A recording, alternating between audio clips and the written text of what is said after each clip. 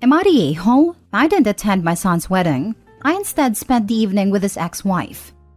Quick backstory. After graduating high school, my son moved 3 states away for college. Then at 19, he married a girl he met. I tried convincing him to wait because I personally felt he was too immature. But they both dropped out and moved back here to his hometown. At 20, they had their first child, a beautiful little girl. 16 months later, my daughter-in-law gave birth to their second child, a little boy.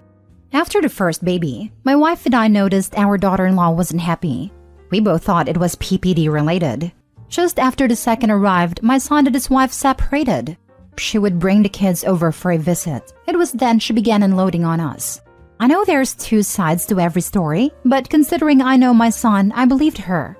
I sat my son down numerous times to speak with him regarding his marriage, and he refused to take responsibility, blamed her for everything even when I directly pointed out where he was the sole problem. They got into counseling. For a year, things were okay on the surface, but eventually our daughter-in-law filed for divorce. My son 3 days later was on Facebook announcing his new girlfriend. A month later, they were engaged. My son had forced his then-wife to become a permanent stay-at-home mom at the birth of their first child. She, of course, had no other family or friends here, and she knew no one aside from us. She had nowhere to go with 2 small children, so unbeknownst to our son, my wife and I helped her financially and got her an apartment.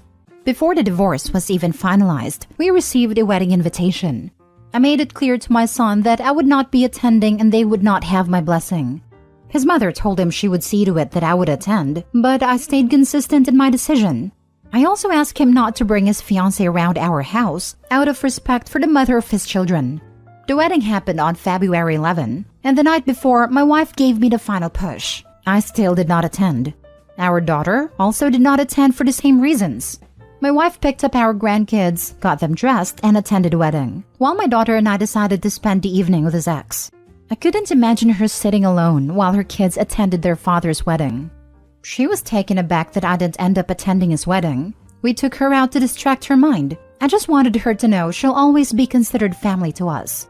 My daughter also made a joke they can drop the in-law status and just be sisters now. She was very tearfully grateful, and I realized just how badly she needed our support, and specifically on that night. The next morning, my son called to tell me how much of a horrible father I am for not attending his wedding. Few days later, he caught wind that I spent the wedding evening with his ex, and that he said that was the ultimate form of betrayal. And further, myself and his sister would have to earn a relationship with him on his terms only. Now for the top comments. Not the a-hole. Our daughter-in-law filed for divorce. My son 3 days later was on Facebook announcing his new girlfriend. A month later, they were engaged.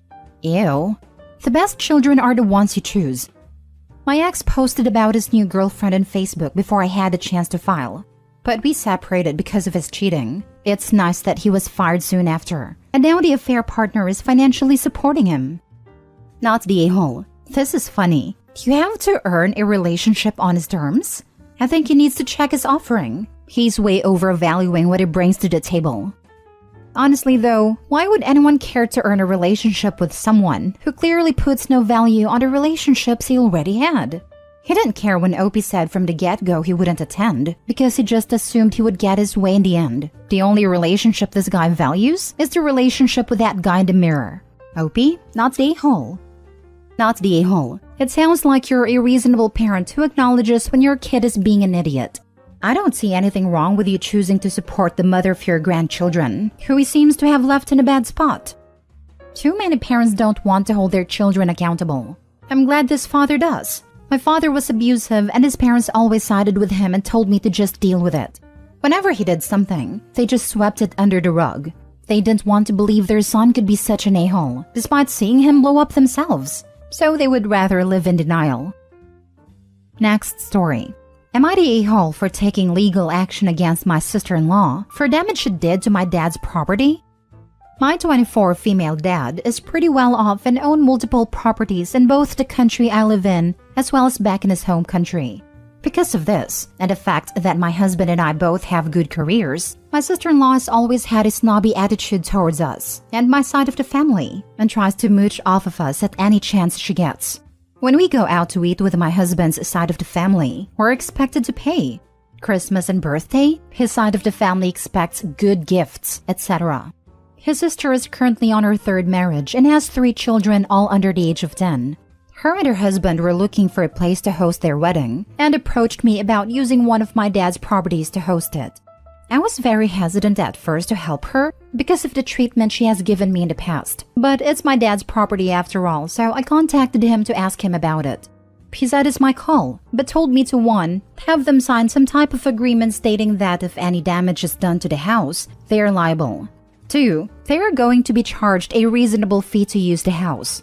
We both agreed on the $1,500, which I believe is very reasonable considering this is a massive house. I told sister-in-law and her husband about this. They asked about a family discount, and I told them this was a family discount, and take it or leave it. They signed the agreement and paid. Fast forward 2 days after the wedding, I went over to the house. House is a complete mess. Bed sheets are stained, a vase destroyed, alcohol bottles floating in the pool, etc. I contact my dad to tell him. He tells me to assess the damage and see how much it is. It was around $1,000 worth of damage. My dad contacts my sister-in-law himself and explains to her the damage and what she owes him. She loses her mind and starts going off about how this is BS. We're family. She shouldn't even be charged in the first place. We're so well off we can happily afford to pay for the damages. If she gives him that money, they won't be able to afford to go on a honeymoon, etc., etc. She then calls me up to harass me and starts calling me a witch who thinks she's too good for everyone and says it's a wedding, what do you expect? Sorry, my people know how to have a good time. My dad gives her 30 days to pay and she was notified about this. 30 days comes and no payment. So my dad got his lawyer to contact sister-in-law explaining how she's being taken to court for not paying. Her and my mother-in-law have been contacting my husband nonstop, trying to get him to get her the money. He refuses because he agrees that what she did was irresponsible and wrong. I had to block mother-in-law and sister-in-law after they sent me nasty messages and even try to show up at my house to talk to me. I feel bad that my husband's relationship with his mom and sister is going to be ruined over $1,000. But I feel like what she did was wrong and she wasn't even sorry about it. Edit. I should also add that my sister-in-law and her husband were given a key to the house to use it and lock it up when they were leaving it. The key was returned to me at my house. The next day, I went over to the house, which is when I found the damage. So they left the house in the condition for me to see with no care in the world. Not the a-hole. Your sister-in-law fooled around and she found out. Good life lesson for her. Sucks for your husband, but it also shows him how little regard his family has for him. Yep, if sister-in-law had rented a public venue, would she expect them not to come after her if she left it in this condition? It makes it even worse that it was family. They were kind enough to let her use it at a heavily discounted rate, and she had so little respect for them that she left it trashed. She deserves everything she's getting right now. She'd probably expect OP's family to pay for damages to a different venue too. Not the a-hole. Honestly, this might be quite a blessing for your husband. His mother and sister are horrible people. They caused actual damages and have insulted you, your father and your husband, for simply asking them to be responsible for themselves.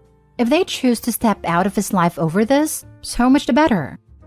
I'd like an update in the future. Not the a-hole. The thing I'm wondering is that the sister-in-law didn't even invite the OP or her dad to this wedding? That's rude in itself. Next story. Am I the a-hole for moving out and causing my engaged roommates to struggle with paying for the wedding? I, 32, female, have known Kara, 32, female, since 1995. In November 2021, she asked me to move in with her fiancé male 30 and her brother male 40. My apartment wanted to raise my rent and they were saving for a wedding, so moving in would help each other out. I wasn't on a lease because the landlord would probably up the rent. I noticed after moving in that they'd spent their money on things they never really used. Purses, shoes, random fandom decor, and they would go out to eat a lot. Out-of-state vacations were every 2 to 3 months. I wasn't allowed to have people over. 3 months in, I wanted to bring over my boyfriend at a time and it caused a huge argument. After we broke up, she was adamant that no one else was allowed to come over. She would go in my room when I wasn't there. In June, she started to call it her room, that I was renting so she can do whatever she wants. I changed the lock on the door without telling her and closed the door just to see what would happen. I came home to the door being open and the frame being cracked because I must have accidentally locked myself out. In July, the water heater blew up and caused a flood. Within the next few days, everyone got sick. When I asked her to get it checked for mold, she refused. Luckily, she didn't have to pay anything because the landlord covered fixing the water heater. She was relieved that she could still go on her California vacation, but everyone in the house kept getting sick every couple of weeks.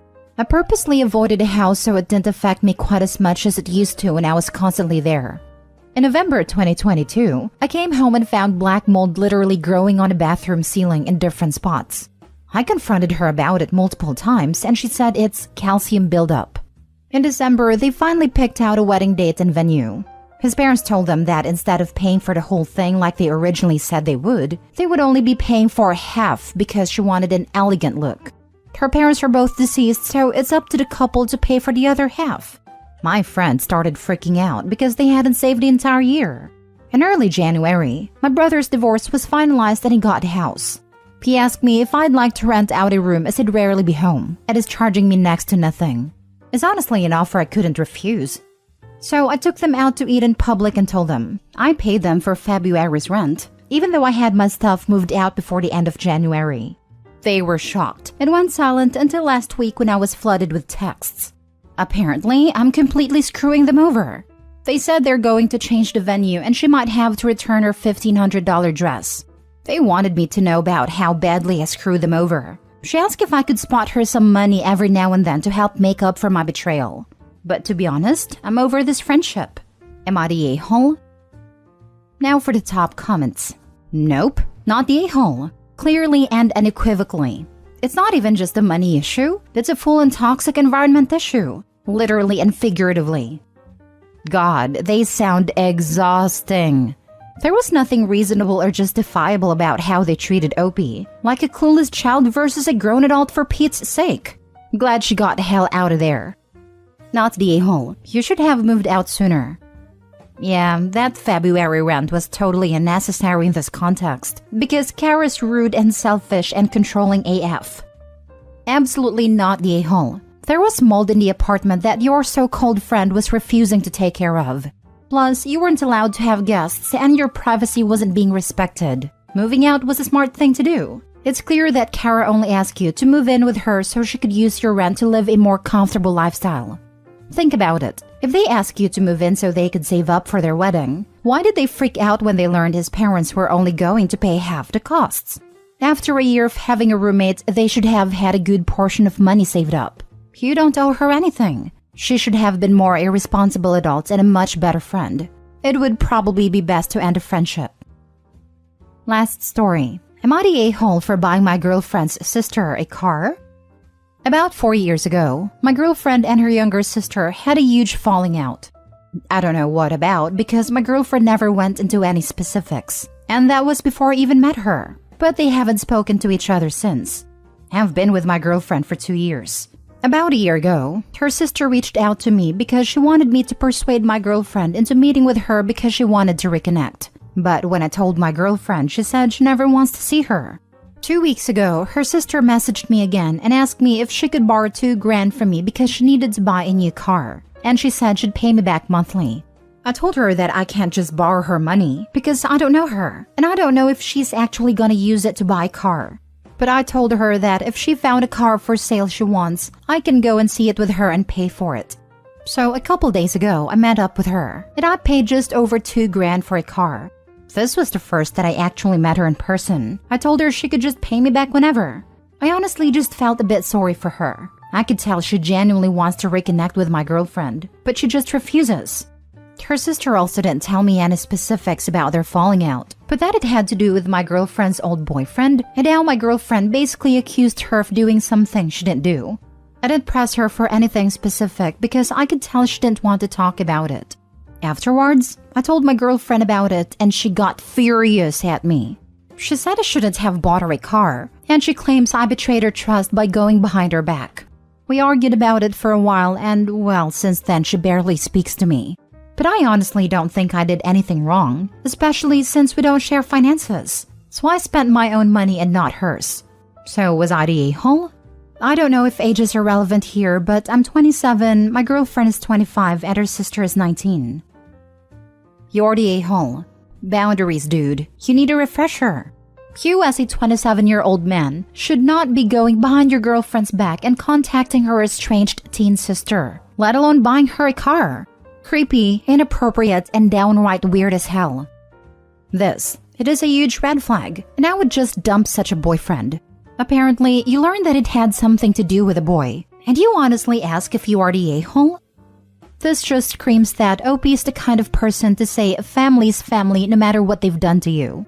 Her sister also didn't tell me any specifics about their falling out, but that it had to do with my girlfriend's old boyfriend and how my girlfriend basically accused her of doing something she didn't do. If this is your first time meeting her, how do you even know she didn't do whatever she's been accused of? Why would you believe the sister you've never met over your own partner? It is honestly a terrible idea to drop $2,000 for a stranger because they are vaguely pseudo-family, even before you get the technically legal teenager of your preferred gender or girlfriend's estranged sister. At that point, whether or not she did what girlfriend accused her of is an interesting but immaterial question. You're the a-hole, but can I have a car too? You know me just as well, and I really want one. I can provide a sob story too if that helps. I am also an estranged sibling of your girlfriend. I also need $2,000 for a car. DM me for details. Only if you answer 3 questions first.